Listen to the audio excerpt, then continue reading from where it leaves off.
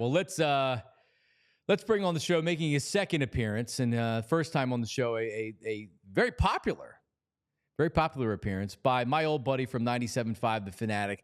Now living in the podcast world, he's got his Swinging and Digging Golf podcast. I see him on TV with Harry Donahue all the time talking golf. And now he's doing an Eagles post-game show, which he'll tell us about with Jason Martinez. Harry Mayes joins us. What's up, H? Hey, what's going on, John? And there was so much there during the break that I could get to, but I got to start with this. Your hair looks fantastic on this Ecamm interview setup you got here. I'm telling you, it looks terrific. Dr. Glatt's people doing a great job. They're doing fantastic, and I actually think it's because I've been sleeping on the couch, and the pillow gives me just the right amount of volume where I need it. That's the other thing you mentioned, the bedhead look. Yeah. I go for that too. I mean, if you're my age, I'm 59, I'll be 60 next June, and you still have hair at this point, which I do. The bedhead look works for me. I mean, you just get up, you put your two hands under the faucet, get a little water on there, and just sort of, do that, and you're good. You have great hair for an old guy, Harry. Your hair is in better shape than your liver probably right now. Well, yeah, probably. Yeah, I think that's a lock. That's a stone cold lead pipe lock. But you mentioned about the spray paint. Doesn't LeBron do the spray paint? Ron Popeil? No, LeBron. He does the powder. Yeah. Is that what it is? LeBron apparently has the powder, and that's supposed to stick to your fibers. He's got the Stephen A. Smith hairline too. It starts up here right now, but he does that. Okay. You'll get this guy that's like, and he'll be spraying this. He's got a big full head of hair, and he's spraying it on there. It's like, yeah, of course he has great hair because he already has good hair. It's like Anthony. Like Anthony, if he sprayed it on his head, but he's got all his hair. He's got a good hairline. Yeah. Like you got a great hairline. Right. No, it's receding as we go, but it's what else did you have from the last couple of minutes? Anything? Well, the Bet Parks app. I mean, I love the Bet Parks app, and I'm taking the Bruins tonight. The Flyers stink. They stink. Well, they do, but at least Mitchkoff's scoring goals, so you can watch and be entertained by that. But their goaltending stinks. This is the most hockey I've watched in years, Harry. How about Coots the other night, busting out with a 5-point game in the hat trick? Yeah, I almost called him Laviolette. Tortorella goes from putting him on the fourth line where he has a 5-point game with a hat trick. Yeah, that idiot. How about that? All right, well, Harry, listen. If we're not talking Eagles in this town right now, then we're doing the wrong thing. Right. And they're on a 3-game winning streak. And like the Browns stink, the Giants stink, and they dominated the Giants for sure. And this is one of these measuring stick games. So where it's like, all right, the Bengals are probably underachieving, but they have real talent on offense. And you're on the road. And they're desperate for a win. They're under 500. So they're desperate for a win. And God, they give up that 10-minute drive to start the game. But then after that, lockdown city. The defense played great. The offense has finally, I believe, found its identity. And Kellen Moore now is kind of like, all right, I feel like I know what to do. And they'll need to adapt because the league will adjust to what they're doing or whatever. But they didn't need to have Saquon Barkley having a great day. They were able to go to the passing game and they won. So I can say right now, to me, this is the best I felt about this Eagles team. Maybe even more than last year, because we never really truly bought in. Even at 10-1 last year, we're like, all right, but like they're winning these games. Fugazi. So, like, are you buying this right now? Does this feel real to you how the Eagles are playing? Yeah, after last Sunday's effort against Cincinnati, I am. That was their most complete effort, easily, of the season. And I thought you raised a great point. These coordinators are now finally settling in, and I'm going to give Vic Fangio the nod too, because I thought that outside of that first drive where they had the ball, Cincinnati had the ball for 10 minutes and they converted every third down. Going to Gesicki. I mean, he was unbelievable on third down. They had no answer for him. But after that drive, they really settled in and he started sending some pressure. I know they didn't have a lot of sacks. I think Nolan Smith might have had the only sack of the game in that first half. But the guys on the back end, I was really impressed with the way the young players have been playing on the back end for this Eagles defense. I mean, you had plays being made by young guys in that second half that were huge. You had Cooper DeJean, who I think that kid's going to be really good. Quinyon Mitchell is tremendous. He's tremendous. I just think he's so aggressive. He fears nothing. And you had Cooper DeJean making a play on Jamar Chase in open space, a tackle on for fourth loss down at a big key of the game. That's exactly right. It was a 4th and 1 at the Cincinnati 37, and I thought Cincinnati was really desperate there. They realized at that point, going forward on 4th down in their own end, that if the Eagles get the ball, the Eagles are going to score.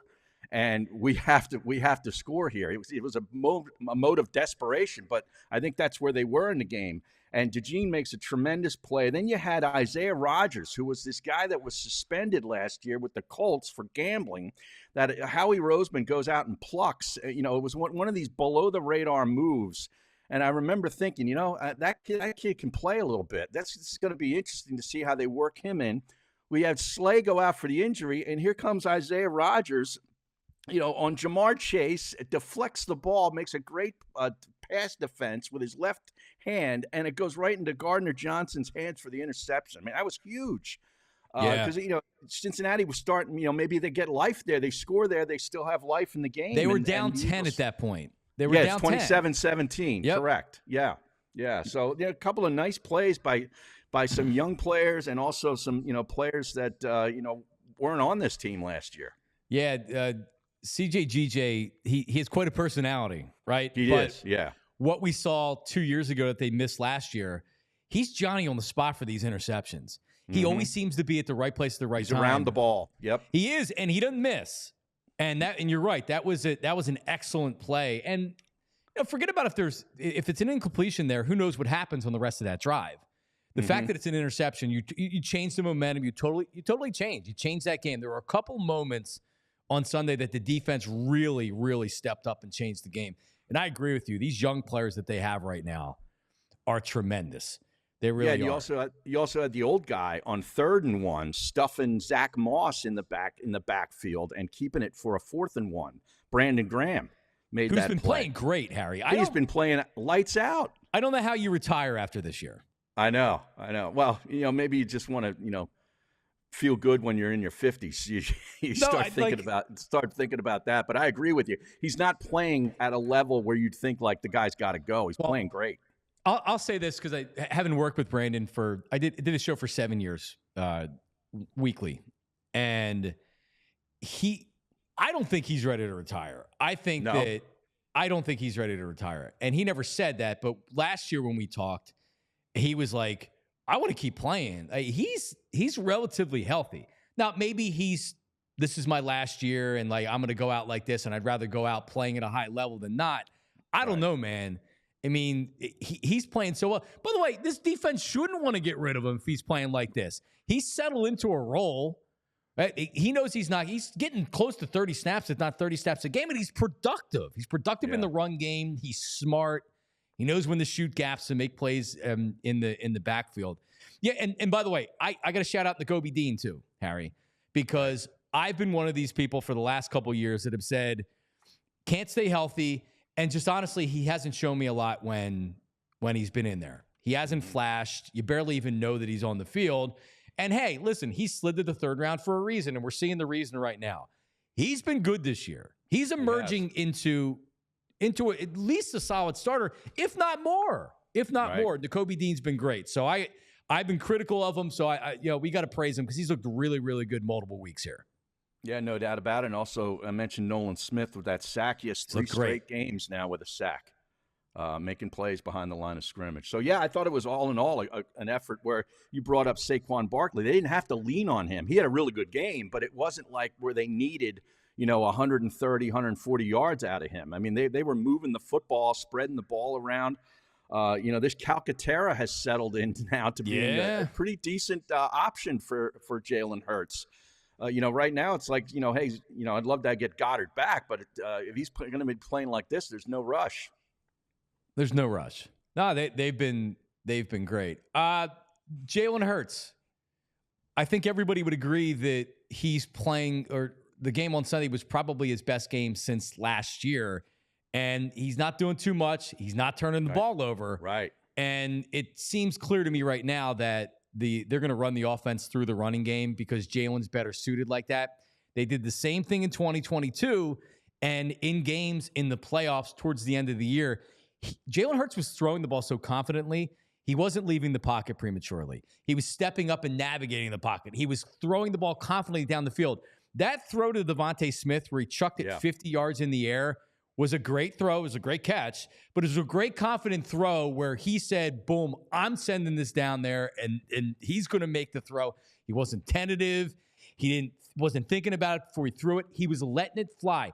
That's the Jalen Hurts we saw in 2022, at the end of 2022. That's the quarterback we need. If the Eagles are winning anything this year, Harry, we can talk defense. We can talk Saquon Barkley. We can talk coordinators. If Jalen Hurts doesn't play to that level we saw in 2022, this team's not making the Super Bowl or getting anywhere close. Yeah, I agree with you. And it's, I think, 4 straight games now where he hasn't turned the ball over. And that was the first thing. You had to get that under control. I mean, not only interceptions, but fumbles too. He was just, really kind of reckless, I thought, with the ball in a lot of instances. But it's been 4 straight games with no turnovers. And, the ball you talk about, to Devontae was, it was delivered perfectly. He throws a really good deep ball. And he had some pressure in his face in that play. And you're right, he stood right in there. But the other thing I noticed and was glad to see is he used his legs a little bit on Sunday. There were some plays where, they had that quarterback draw in the red zone where you had Juergens leading the way, sort of a la Jason Kelce. And then you had Barkley coming in there with another block, and he sort of followed both of them. That was a really nice play. If he can mix in a couple of plays with his legs, not leaving the pocket too early, like you mentioned, but, call some draws. And I think that's all part of, the coordinator sort of getting his feel, for what this team does and situationally, what to call. So, all around, you got to be feeling really good about it because I agree with you. The Bengals are a quality football team with a lot of talent. I can't explain how they're 0-4 at home. It's just one of those weird things, but they got a great quarterback, and it was a road win against what I think is a good football team. Yeah, the young talent emerging before our eyes is exciting on defense. It is because they're only going to get better. And man, you had mentioned DeJean and Mitchell. They look like cogs for many years to come. Yeah. All right, Jags this week. I'm not worried about that game, but then but it is a look ahead because the Cowboys are the following week in Dallas. And that's the 425er. That's most likely going to be a Nance and a Romo game if CBS has it. Mm-hmm. And then short week Thursday night home against the Commanders, who are playing great football. Yeah. And then you're at the Rams and at the Ravens.